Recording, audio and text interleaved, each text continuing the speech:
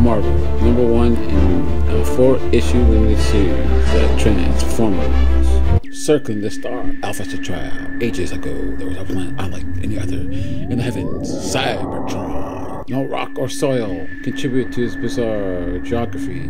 Its content was entirely mechanical. Cybertron existed from metallic surface to core as a vast Saturn-sized machine world, a world where origins were lost in the dead past. Yet life had evolved here, it grown and adapted from thrived in the environment remarkably well. And cities rose across a broad mechanical expanse, cities that were the product of Cybertron's dominant life form. The Autobots, where life elsewhere in the cosmos usually evolved through carbon bonding, here it was entirely of natural quivering gears, levers, and pulleys that miraculously brought forth sentient beings. They created mechanical paradise, a machine-filled landscape where each Autobot went about his pursuit and peace and prosperity. And still the war raged across the battle-scarred surface of a runaway planet.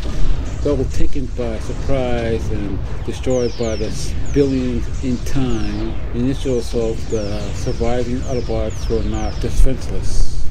Each was gifted with the ability to alter its combination into strange, unearthly vehicles of great offensive potential. And while the Decepticons had their armored, aircraft-shaped swoop down upon the many Autobot city-states erected during the war, the Autobots warriors stood firm and fought back.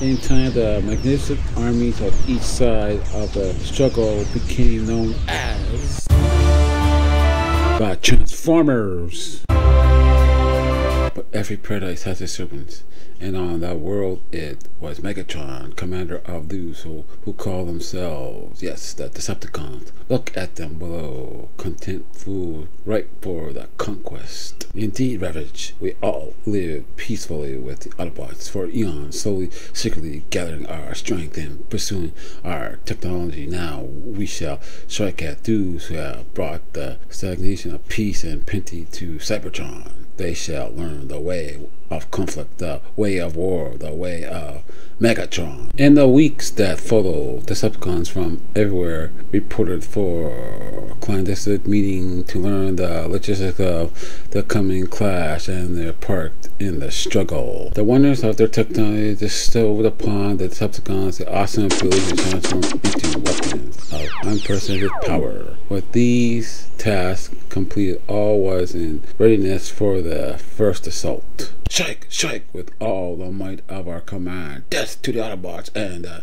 decay they stand for. The war spread until it was a global conflict. The forces unleashed were staggeringly inconceivable, and each attack upon an Autobot stronghold was orchestrated with the precision of which only finely tuned machinery is capable. As the powers that plague grew in strength, Cybertron itself was shaken loose from its orbit and sent hurling through space. Despite the value of the Autobots, the Decepticons had planned the pattern of the war too well. Autobots casually mounted everywhere, and at the forefront of the most devastating attack stood the magnificent Megatron, whose deadly fusion began spewing in streams of energy that laid waste to the entire Autobot stronghold. Soon we Decepticons will have ground our enemies under our heel, and we shall begin our prime task, rebuilding Cybertron into a cosmic dreadnought.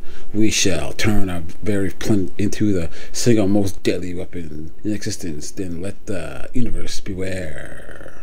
But from Iocon's greatest of city-states there came a leader to inspire the Autobots in their hour of deadliest peril, Optimus Prime.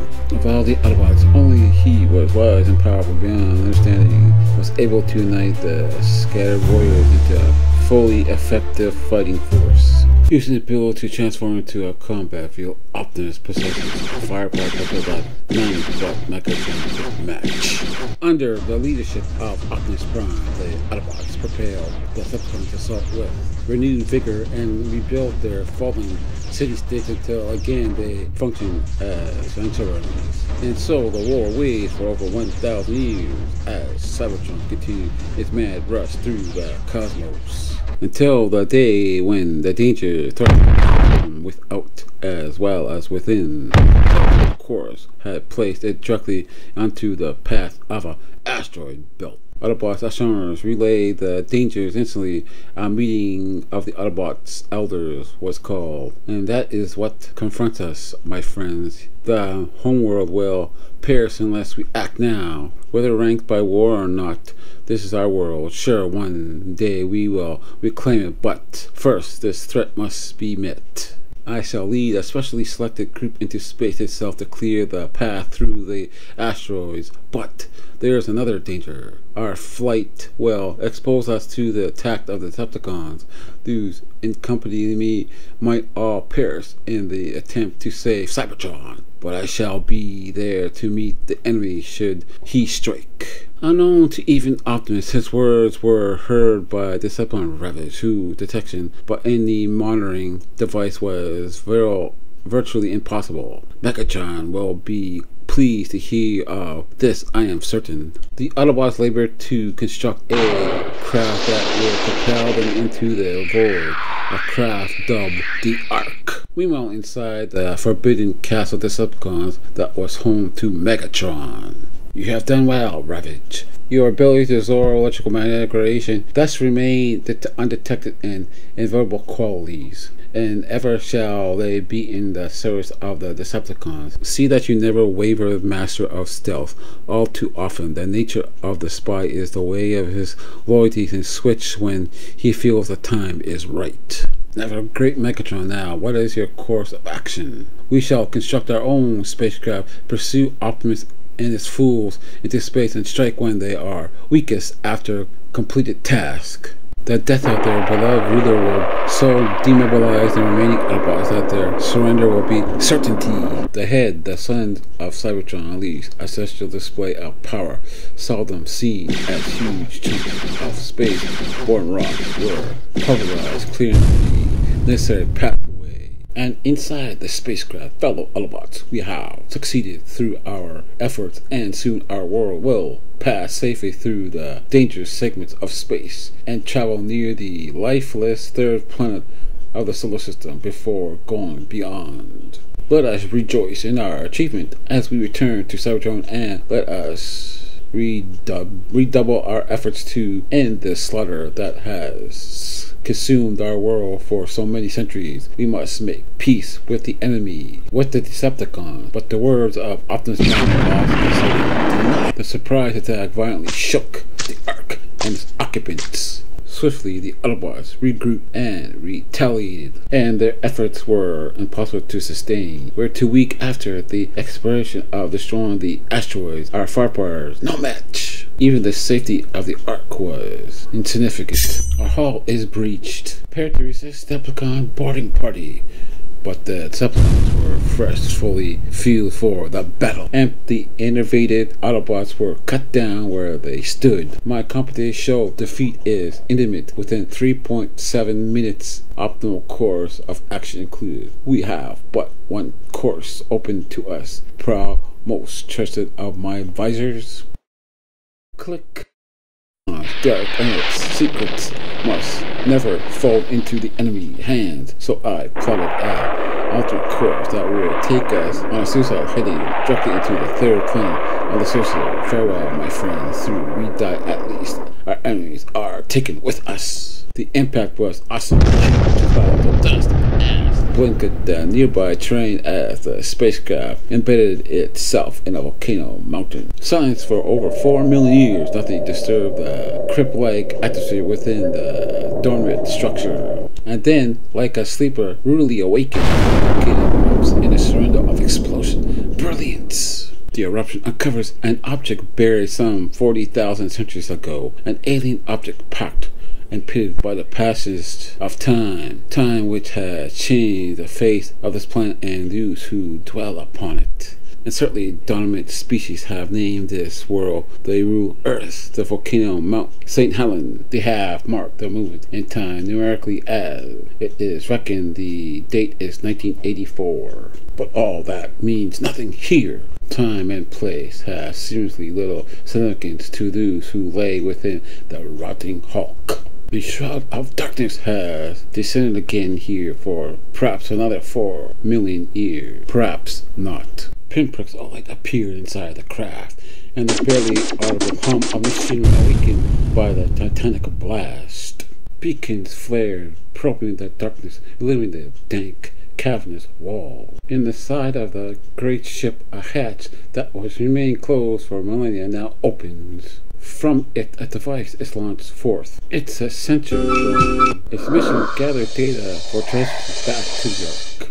The scrub craft relays its technology to the mothership, claiming it was state-of-the-art technology when designed. Its data banks process only the capability of perceiving mechanical life forms. Thus, the many carbon-based species pass full unnoticed by the active drone. No, scientists confirm this is not Cybertron, nor any world in the Alpha Centauri star system. Scanning sequencing continues. Finally, miles from its point of origin, the probe picks up signals from what its logic circuits says must be one of the planet's indigenous life forms.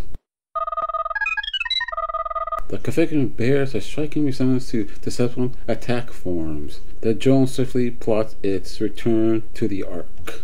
True to its program, the Ark alters the structure of its inhabitants, rebuilding them to accordance to the mechanical life detected beyond the Ark, the better to ensure survivability. But its memory banks were damaged in the ages ago crash, and the knowledge of the Great War was erased. Thus, friend and foe alike are equally subject to its attentions. The Ark alters are such that the basic nature of each robot is preserved. The Autobots are programmed to emit earthly vehicles. The Decepticons will assemble earthly weapons and communication devices. Both practices, if necessary, can revert to their original robotic forms. Megatron, what has happened? Where are we? The ship's brain imparted the information on local to the secretary. We crash landed on this world ages ago and have been in a state of dormancy since until the explosion awakened the Ark and it revived us. The Autobots, too, through grocery, have arisen from their status. Thus, let us finish the task that has driven our kind for centuries. But first, force teeming with countless life forms appear, utterly dead to the drone. But an Oregon Interstate Highway sends a stream of data back into the Autobots probe, almost overloading its circuits with information. Functionally, they assemble the vehicle Autobot forms, and automation effectively exists, and that seems enough. But there's more, much more. Creatures of seemingly unending varieties and shapes, all mechanically and electronically alive to their drone senses. Back to the Ark and resurrection. The ship's brain dispatches rival drones to reawaken the long-dormant crew, commencing revival procedures. We're all accounted for in this brave new world. Skywarp up for a rating, sir, and my teleportation powers pop me right into their midst to make mischief. As ever, you cause is Thundercracker's great Megatron, our land-bound enemies will be picked at will as I soar over them, striking with rockets and sonic booms. As the fastest, most maneuverable of Decepticons, jet flyers, I, Starscream, shall continue to accumulate Autobots' bodies counts that enhance the reputation of our leader. And the speeches of a star rumble back in town, and I'm going to shake the place up with some low-frequency ground waves. You hit them from up top, and I'll do them down here. And I, Frenzy, will scatter our opponent's equilibrium using high-pitched sound waves. I will not cease until every Autobot is slain, and you, Soundwave, I will monitor the transmissions and read Autobots' electrical mental impulses to learn their plan. Even my photographic memory serves as a defense mech weapon. Does that compare with Ravish's power to slip undetected anywhere, and my own monitoring devices in my nose module allow me to smell, hear, and detect electrical radiation beyond that of any Decepticon? It all pales next to the artistry of Buzzsaw. I can pinpoint the hex nut at 20 miles with my optical sensors, and my beak can carve many an Autobot warrior into a masterpiece of scrap metal. Just leave some for Laserbeak. comrades, allow me a few struggling survivors of the battle, and I'm certain I'll pray some useful information from them with my optical lasers, even if they die in the telling. Come our time, a strike is later. The ship's brain is placed into our circuits, the knowledge that this world possesses enormous untapped field resources we can exploit in our struggle against the Autobots. Why not strike now, my leader? End the Autobots' threat. This world is ours for the taking. What flaw logic pursues you otherwise? Sound logic pursues me. We are all weak ourselves and few in numbers. One of our mightiest is missing. Our field sources uncertain. Should we attack, fail, they might have Optimus could well decide the outcome. No, we leave. We will fight, Starscream, but at our time and place of choosing. At that, Megatron orders his Decepticons to turn and retreat. And while retreating to transform, the Decepticons tear through the Ark's ancient walls and flee out of the volcano. Did you see that? Did you see their shapes? Great Optimus, warlike forms native to the world, no doubt. Dark has given us the information necessary to understand this prowl. Apparently we can now transform into likenesses of beings who inhabit this world, as Decepticons have done. Now let me ensure that our people have each survived intact. Ironite, ready to roll, Optimus. I may be old and ironery, but my steel alloy skin hasn't been dented yet in battle, and I've got a bunch of new liquids I want to test out, and my water gun. Yes sir. Oh, I say we leave right now and forget about tracing after the stupid Decepticons. I'll use my stress testing sensors and mathematical skills to rebuild the Ark and get us back to Cybertron, where we belong. Come on, Huffer, get with it. I only require a drop of fuel to run, so I'm going to explore this whole planet, especially since the Ark said so much of it is water, and Bumblebee's little levers love a good swim. Well, Sunstreaker isn't leaving until the rest of this world gets a look at the sleekest Autobot in a bunch. And if any Decepticon dares to mess with the finish, I'll get 2 ground-to-air missiles stuffed where he won't want them. And if you were as fast as Cliffjumper is, Sunstreaker, you wouldn't worry about your finish. And while I'm dodging fire, my glass gas can make any Decepticon brittle as ice. Slice is right up there with you, Brawn, because I use my arms as pile drivers. I admit it's a little harsh to rush headlong at Decepticons fortifications, but not one with them stop me yet. Brawn, don't need any gas to rip things up. Anybody stronger than me, one punch and yay, bowling or Decepticons goes bye-bye. Flunk it, I'd rather be elsewhere hunting treasure boxes than with you roughnecks, but while we are here and my electro disper is charged up, it's not only interferes with Decepticon circuitry, it also makes me appear to be where I'm not. That's why I'm called Mirage. Nice to hear how you got your name, Mirage. Now I got mine, Blue Streak, by being as fast as a blue streak. Whenever that is, some wise guys even said I talk a blue streak. Whatever that is, anyway, here I am. Listening to you, Blue Streak, taxes even the endless patience of Prowl. I have little to say, but my logic center dictates the most adventurous course of action in any situation. Well, that is neat, Prowl, but me, Jazz, I like to just cruise around and take in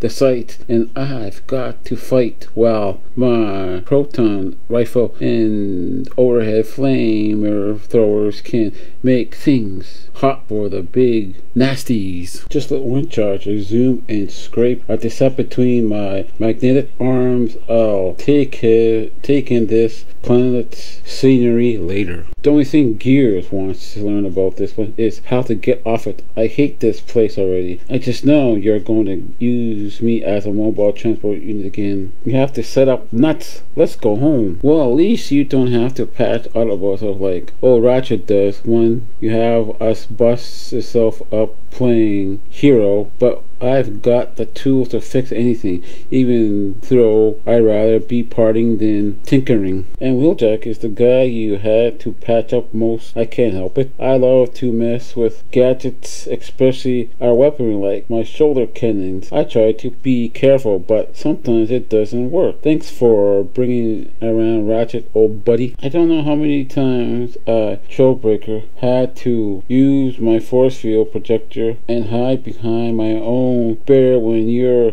experience with these shrapnel shells were worse than a wild Decepticon, Wheeljack. At least we can be thankful that all of us have survived to this point, and perhaps even our arc is not universally damaged. What you say, Huffer? I don't need any detailed analysis to know the damage was extreme, but I guess I'll have to take a sensor survey to see just how great. I'll try my best to effect repairs, but I don't have much hope. I am really afraid we're stranded on this scrap bowl forever. Don't always be surprised, Huffer. It's hard enough to keep everyone's gears in gear without you grumming up their motivation circuits.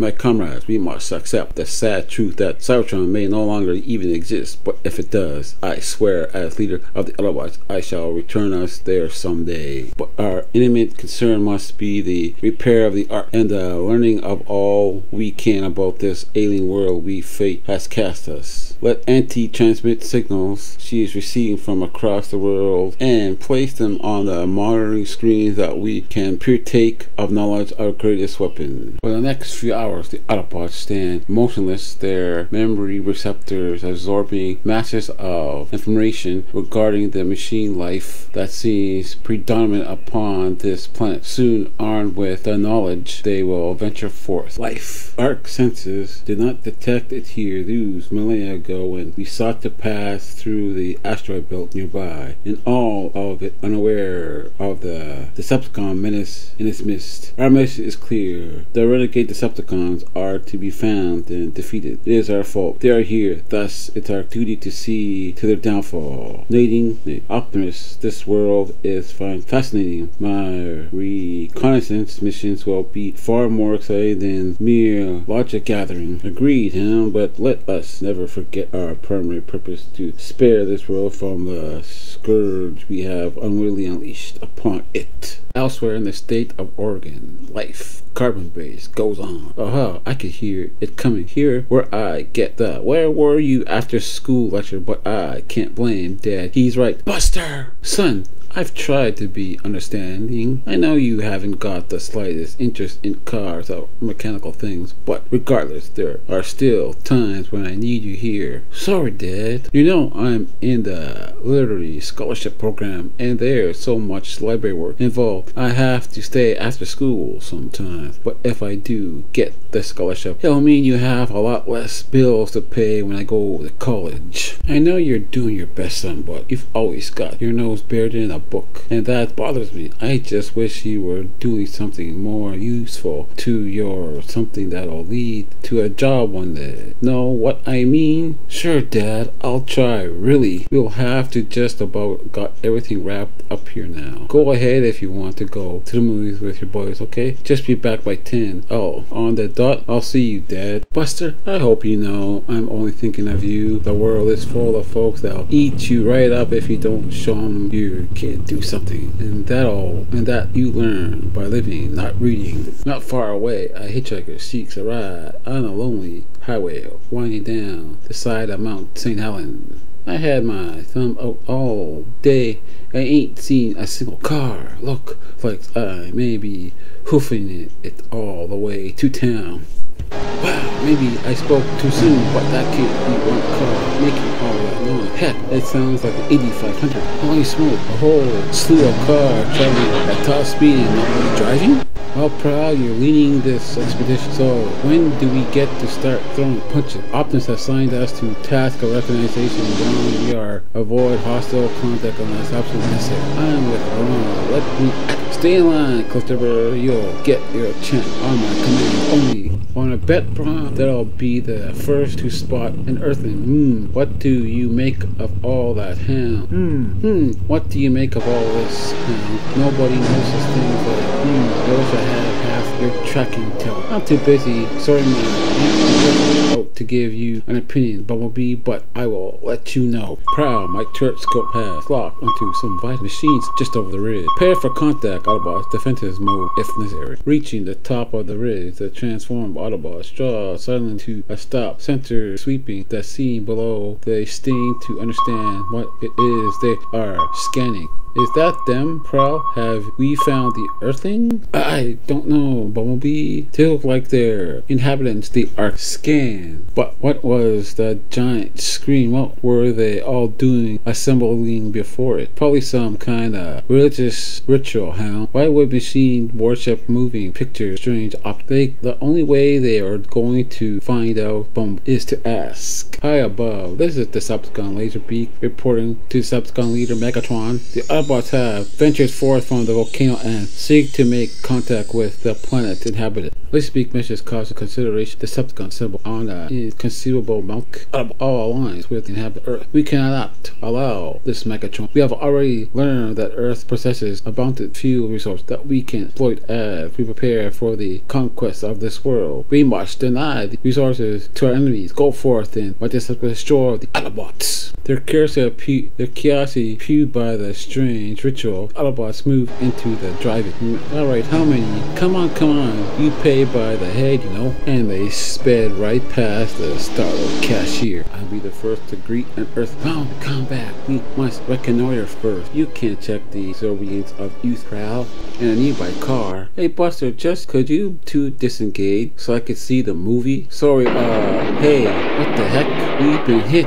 Bumped from behind by a bending beetle. That all creamy. Listen, you say that's weird. No one's in there. Did it slip so that it rolled into Dad's car? Or is this some kind of a joke? Buster question goes unanswered as the Decepticons attack. Oh. Jumping Jetfire, this place just became a war zone. Buster, we've got to get away from here. You and go for help. Jess, I'll have got to stay. How could he possibly tell them that? I thought I heard the Volkswagen cry out in pain and no one inside. I have to find out what's happened here. This is almost beyond belief. The Decepticons have launched an assault and the Earth vehicles have done absolutely nothing to defend themselves. Can this strange ritual be so overwhelming that an experience that it has put the Earth robots in a trance? Or was the data from the Ark wrong? I must put my logic circuits to work on. Prowl, I don't intend on sitting here all day being used for target practice. I say we must make a stand here and now. I hope to Optimus to find we could avoid this. But it seems that adversaries have left us little choice. Assume defensive configuration. Now you're talking my lingo. I told Mega this frontal assault tactic he's so fond of is foolish. Thundercracker, guide and stealth are far more effective than missiles in the long run. You have to follow Megatron's way, Starscream. It's been successful up to now. I don't think we should openly defy him as I've been known to do. Too close for me, cause I can't take the brunt of their firepower without flinching. Come, Starscream, so you don't fear to strike at a foe that is unable to fly. Do you try to take a bite out of me, warrior? Laserbeak? Well, here's something to chew on. I'll hold my attack for just a moment until the second scum gets just as a and then look, Cliffjumper is alone. Slay him! So, Starscream, you strike at me because you think isolation makes me vulnerable? You have obviously never flown in the face of my glass gas gun. The gas cools me, making my metal brittle and breakable as glass. Flee, Thundercracker, fly!